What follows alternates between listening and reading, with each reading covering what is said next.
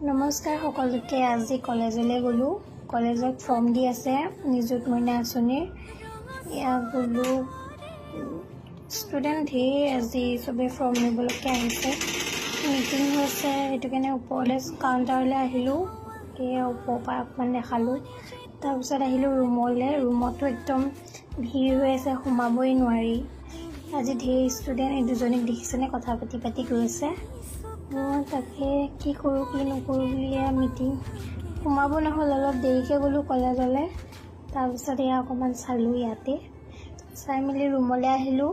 ৰুমতো কোনো নায়েই, কথাৰ মেলহে চলিছে। তাৰপিছত আহিলোঁ ফুচকা খাবলৈ।